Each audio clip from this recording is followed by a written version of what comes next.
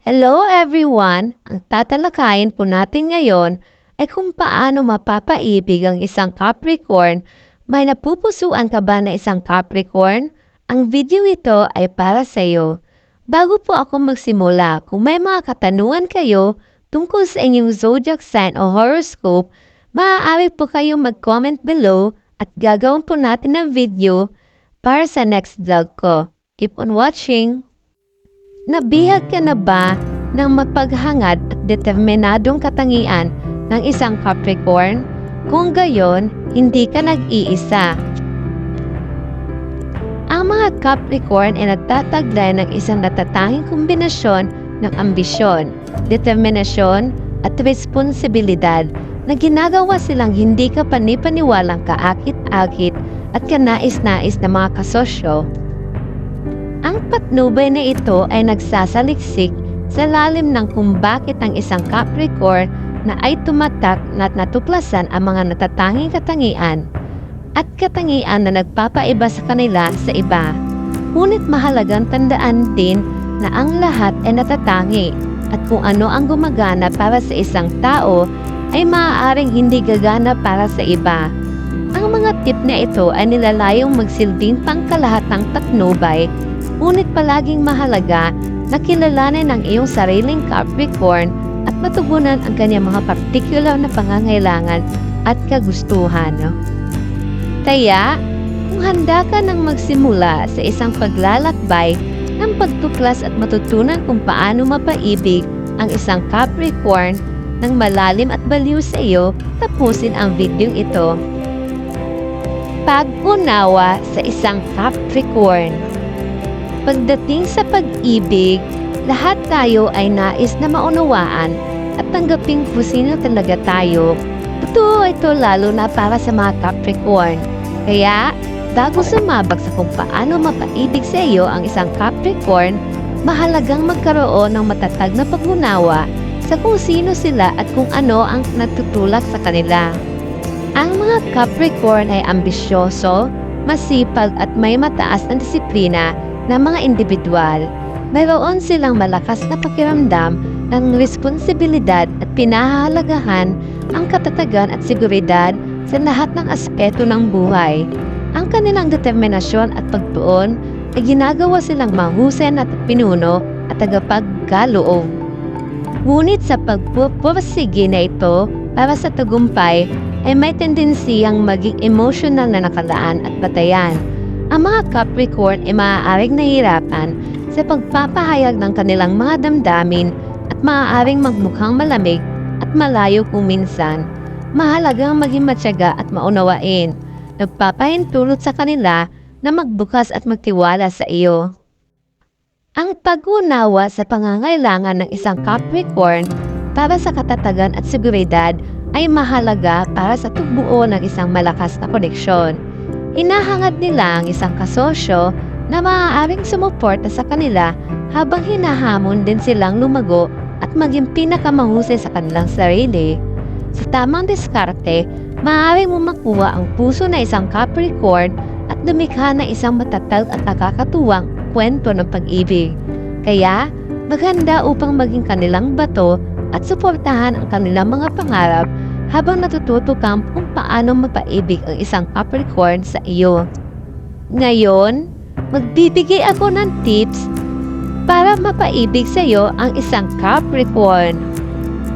Para malaman kung paano mapaibig ang isang Capricorn sa iyo, ay magpakita ng ambisyon at magmaneho. Ang mga Capricorn ay kilala sa kanilang matibay na etika sa trabaho at mapaghangad na kalikasan. At ang isang kapareha na nagbabahagi ng mga katangiang ito ay makakuha ng kanilang pansin.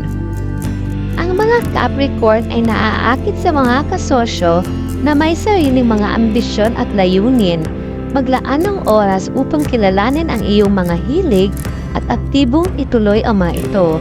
Kung ito man ay pagsulong sa iyong karera, pagsisimula ng isang negosyo o paghahangad ng isang malikhaing pagsisikap, ipakita ang iyong pagmamaneho at determinasyon. Ito ay hindi lamang mapapilip ang isang Capricorn, ngunit lumikha din ng isang pakiramdam ng paggalang sa isa't isa at paghahanga. Ang isang Capricorn ay nagbibigay ng malaking kahalagahan sa kanyang karera at nagsusumikap para sa tagumpay.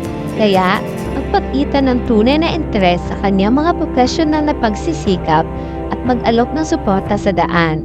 Hikayatin siyang ibahagi sa iyo ang kanyang mga layunin at pangarap at maging kanyang cheerleader habang nagsusumikap siyang makamit ang mga ito. Sa pamamagitan ng pagpapakita na nauunawaan mo ang kanyang ambisyon at pagmamaneho at pagiging ambisyoso sa iyong sarili, maaari kang lumikha ng isang malakas na koneksyon sa isang Capricorn. Ipapakita rin ito na isa kang compatible at supportive na partner na maaaring magdulot sa kanya ng higit na pagmamahal sa iyo. Pangalawang tip, ipakita ang iyong katapatan at pagiging maaasahan. Ipakita ang iyong katapatan at pagiging maaasahan. Ang mga Capricorn ay lubos na pinahahalagahan ang katapatan at sa isang relasyon. Gusto nilang malaman na ang kanilang kapareha ay nakatuon at paninindigan sila sa hirap at ginhawa. Kaya, siguraduhin ipakita sa iyong Capricorn ang iyong hindi natitinag na dedikasyon at pagiging maaasahan. Ang isang paraan upang ipakita ang katapatan ay sa pamamagitan ng pagiging pare-pareho sa iyong mga aksyon at komunikasyon. Ang mga Capricorn ay naaakit sa katatagan, kaya pinahahalagahan nila kapag ang kanilang kapareha ay maaasahan. Iwasan ang pagiging patumpik-tumpik o gumawa ng mga pangakong hindi mo matutupad dahil ito ay masisira ang tiwala at seguridad sa iyong relasyon. Ang isa pang paraan upang ipakita ang katapatan ay sa pamamagitan ng paninindigan para sa iyong Capricorn kapag kinakailangan. Maaari silang maging mahigpit na proteksyon sa kanilang mga mahal sa buhay, kaya gusto nila ang isang kapareha na gagawa rin. Ipakita sa kanila na nasa tabi ka nila anuman ang mangyari at madaraman nila ang labis na pagmamahal at pagpapahalaga. Ang pagiging maaasahan ay susi din para mapanalo ang puso ng isang Capricorn, maging isang taong maaasahan niya na nandyan kapag kailangan kanya. Ipakita sa kanila sa pisikal, emosyonal at mental. Ito ay ninilikha ng isang matibay na pundasyon ng tiwala at seguridad sa iyong relasyon na ginagawang mas madali para sa isang Capricorn na umibig sa iyo. Ang pangatlong tip, igalang ang kanilang pangangailangan para sa personal na espasyo. Para sa paggawa ng isang Capricorn na umibig sa iyo, ay upang igalang ang kanyang pangangailangan para sa pag-iisa. Ang mga Capricorn ay kilala sa pagiging introspective at nagpapahalaga sa kanilang oras sa pag-iisa. Napakahalagang maunawaan at parangalan ang aspetong ito ng kanilang personalidad upang magpaunlad ang isang malusog at mapagmahal na relasyon. Ang pagpapahintulot sa kanya na magkaroon ng mga sandali na pag-iisa ay hindi nangangahulugan na hindi niya pinahahalagahan ang iyong kumpanya o pagmamahal. Sa halip, ipinapakita nito na iginagalang mo ang kanyang sariling katangian at nauunawaan na kailangan niya ng oras para makapag-recharge ng emotional. Bigyan ng iyong Capricorn ng puwang na kailangan niya nang hindi ito personal o nagiging insecure. Bilang resulta, magkakaroon siya ng oras para mag-recharge at mas pahalagahan ang oras na magkasama kayo. Sa panahon ng kanyang pag-iisa, gamitin ang pagkakataong ito upang tumuon sa iyong sariling mga interes, libangan at pangangalaga sa sarili. Ito ay hindi lamang makakatulong sa iyong lumago bilang isang individual, ngunit mapanatili din ang isang malusog na balanse sa relasyon. Sa pamamagitan ng paggalang sa kanyang pangangailangan para sa pag-iisa, ipakita mo sa kanya na nagtitiwala ka at sinusuportahan mo ang kanyang emosyonal na kagalingan. Sa huli, maaari nitong malaliman ang ugnayan sa pagitan mo at maaaring maging mas lalo pang umibig sa iyo ang isang Capricorn. Kapag siya ay lumabas mula sa kanyang nag-iisang oras, maging matulungin at tanggapin ang kanyang lakas. Pahintulutan siyang magbahagi na anumang mga insight o emosyon na maaaring natamo sa panahong ito.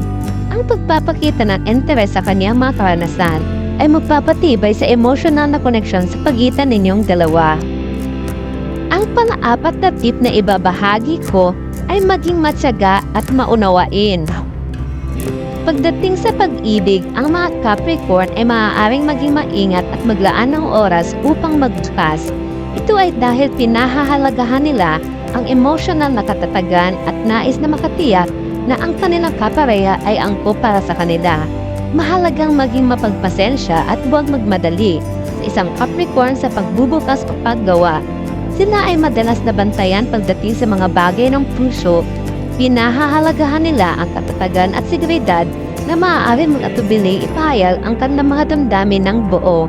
Napakahalaga na maging matyaga at bigyan siya ng puwang at oras na kailangan niyang magbukas sa sarili niyang pilis. Iwasag magbadali sa kanya o itulog para sa garang emosyonal na intimacy. Sa halip, tumuon sa pagbuo ng pundasyon ng tiwala at paglikha ng ligtas sa kapaligiran kung saan komportable siyang ibahagi ang kanyang nararamdaman. Higit pa rito, mahalagang maging pangunawa at suportado sa kanyang mga takot at reserbasyon. Maaaring mahirapan ang mga Capricorn na magtiwala sa iba dahil sa mga nakaraang karanasan at maaaring nahihirapan sa kahinaan. Magpakita ng empatya at maging nariyan para sa kanya habang ginagawa niya ang mga emosyong ito. Sa iyong pasensya at pag-unawa, maaari siyang makaramdam ng sapat na ligtas at panatag upang magbukas at umibig sa iyo. Ang panlimang tip na ibabahagi ko ay suportahan ang kanilang paghahangad ng personal na paglago. Kilalanin at suportahan ang kanyang pagnanais para sa personal na paglago at pagpapabuti ng sarili. Ang mga Capricorn ay hinihimok ng mga individual na patuloy na nagsusumikap na mapabuti ang kanilang sarili at sa pamamagitan ng pagpapakita ng tunay na interes sa kanilang mga layunin at adhikain. Maaari kang lumikha ng isang matibay na buno at palalimin ang iyong koneksyon. Maging mapagkukunan ng panganyak at inspirasyon para sa Capricorn. Sa iyong buhay, mag-alok ng mga salita sa pampatibay loob kapag nahaharap siya sa mga hamon at ipagdiwang ang kanyang mga nagawa. Ipaalam sa kanya na naniniwala ka sa kanyang mga kakayahan at nariyan upang suportahan siya sa kanyang paglalakbay patungo sa personal na pagunlad. Ito ay hindi lamang ipadama sa kanya na pinahahalagahan ngunit ipinapakita din na ikaw ay isang positibong impluwensya sa kanyang buhay. Bukod dito, maging bukas sa pag-aaral at paglaki sa tabi niya. Ang mga Capricorn ay pinahahalagahan ang isang taong handang pahusayin ang kanilang sarili at mag-evolve ng magkasama bilang mag-asawa o magkarelasyon. Maging bukas sa pagsubok ng mga bagong bagay at pagtuklas ng iba't ibang interes kasama ang iyong Capricorn. Sa pamamagitan ng pagpapakita na ikaw ay sabik na lumago at matuto kasama niya, ipinapakita mo ang iyong pangako sa relasyon at lumalalim ang emosyonal na koneksyon sa pagitan ninyong dalawa. Tandaan, ang isang Capricorn ay karaniwang naaakit sa isang taong sumusuporta sa kanyang personal na paglaki at nakikita ang potensyal sa kanya. Ang iyong tunay na interes at paghihikayat ay dapat magparamdam sa kanya na naiintindihan at pinahahalagahan sa huli ay humantong sa isang matatag at mas mapagmahal na relasyon. Ang tatalakayin natin ay ang mga bagay na dapat iwasan kung gusto mong mapaibig sa iyo ang isang Capricorn. Iwasan ang pagiging masyadong walang kwenta o mapag-aksaya sa pera. Ang mga Capricorn ay pinahahalagahan ang responsibilidad at pagiging praktikal. Ang pagpapakita ng isang matipid na saloobin at pag-iipon ng pera ay maaaring sumasalamin sa kanilang mga halaga. Sunod naman ay huwag kumilos ng nangangailangan o masyadong umasa sa kanya. Ang mga Capricorn ay pinahahalagahan ang kalayaan at pagiging sapat sa sarili. Iwasan ang pagiging sobrang dependent o clingy. Panatilihin ang iyong sariling mga layunin at mithiin. Iwasang wadaliin ang relasyon o pilitin siya para sa pangako. Ang mga Capricorn ay may posibilidad na maglaan ng kanilang oras pagdating sa mga usapin ng puso. Iwasang madaliin ang relasyon o pilitin siya para sa pangako bago siya maging handa. Huwag ipagsawalang bahala ang kanyang mga ambisyon at layunin. Ang mga Capricorn ay lubos na nakatuon sa layunin at hinihimok maging suportahan ang kanyang mga ambisyon at magtanong tungkol sa kanyang mga layunin, magpakita ng interes at magbigay ng motibasyon kung kinakailangan. Iwasan ang pagiging walang galak. Pinahahalagahan ng mga Capricorn ang paggalak at pag-uugali. Maging magalang sa iyong pakikipag-ugnayan sa kanya at sa iba. Iwasan ang mga kilos na maaaring ituring na hindi magalang dahil maaari silang lumika ng negatibong impresyon.